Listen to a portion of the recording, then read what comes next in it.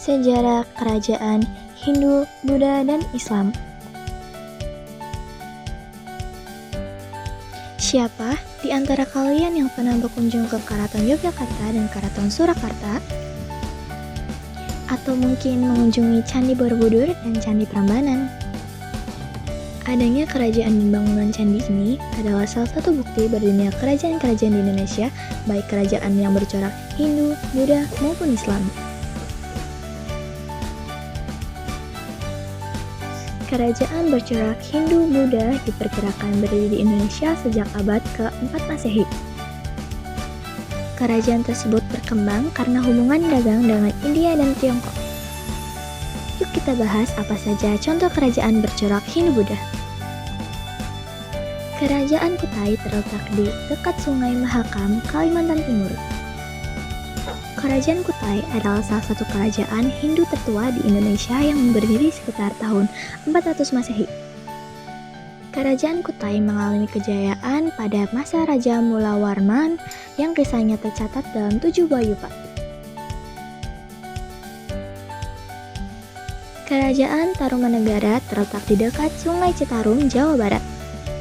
Kerajaan ini berkuasa sejak abad ke-4 Masehi. Raja yang terkenal adalah Raja Purnawarman. Peninggalan kerajaan Tarumanegara adalah Prasasti Tugu, Prasasti Ciaruten, dan Prasasti Kabon Kopi.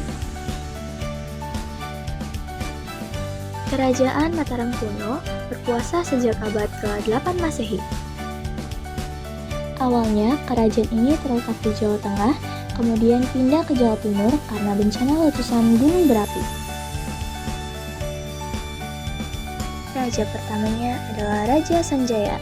Kerajaan ini bercorak Hindu, tapi pada masa dinasti Shailendra juga menganut Buddha. Peninggalan kerajaan Mataram kuno adalah Candi Prambanan dan Candi Borobudur.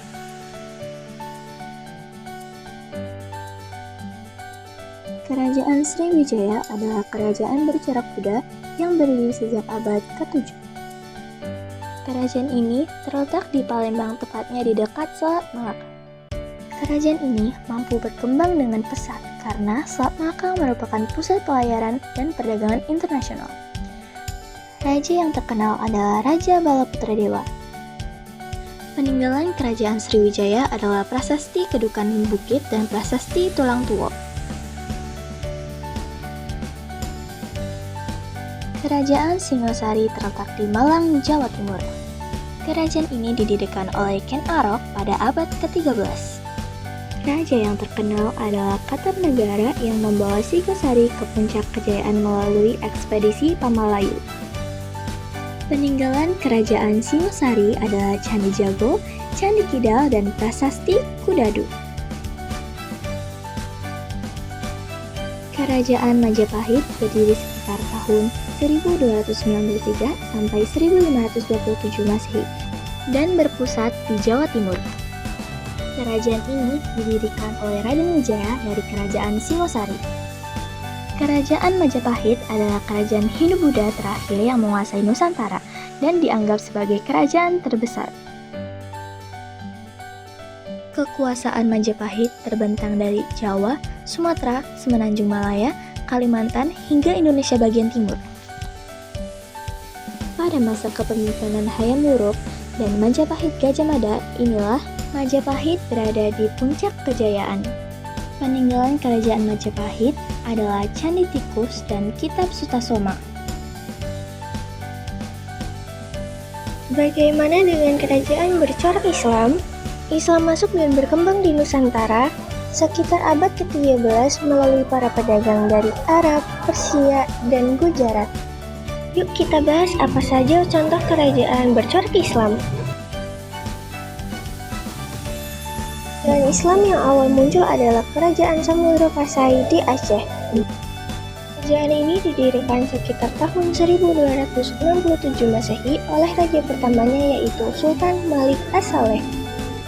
Kerajaan Samudra Pasai mengalami kemunduran setelah Portugis menguasai Selat Malaka.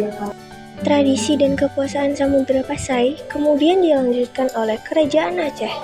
Peninggalan Kerajaan Samudra Pasai adalah makam Sultan Malik As-Saleh dan koin dirham.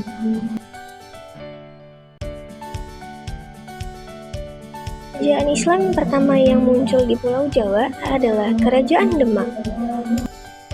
Semula, Demak merupakan salah satu wilayah di bawah kekuasaan Majapahit.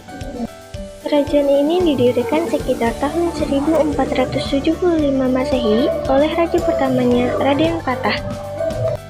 Peninggalan Kerajaan Demak adalah Masjid Agung Demak. Kerajaan Mataram Islam terletak di kota Yogyakarta. Kerajaan ini didirikan tahun 1586 oleh Ki Ageng Pamanahan. Namun, pada tahun 1755 melalui perjanjian Giyanti, Kerajaan Mataram Islam terpecah menjadi dua bagian. Kerajaan yang dipimpin Pakubuwono berkedudukan di Surakarta, dan kerajaan yang dipimpin oleh Mangkubumi berkedudukan di Yogyakarta.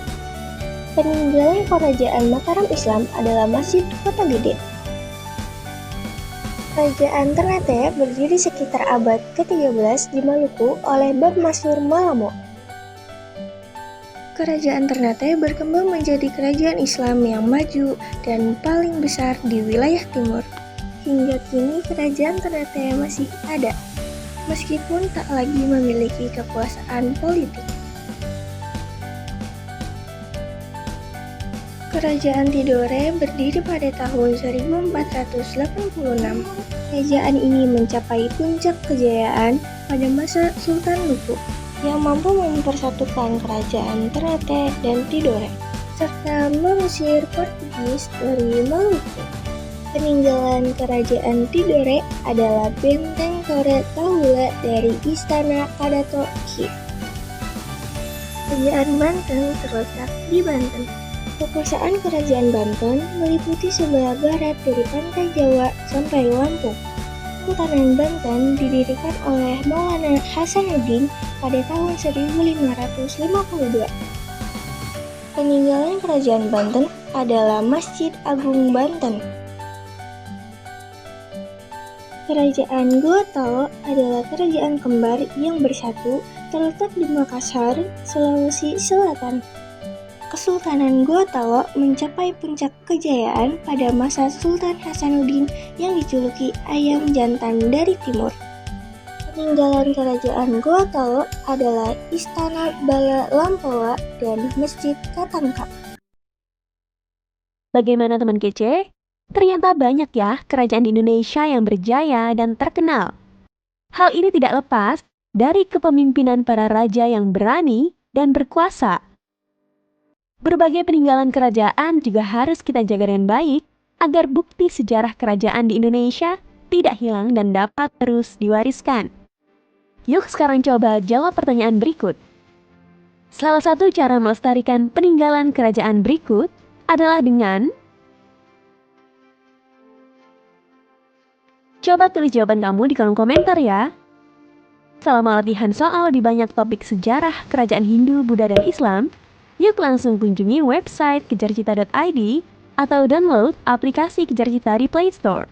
Like and share juga video ini ke teman kecil lainnya ya. Kejar Cita, kejar ilmu, raih cita.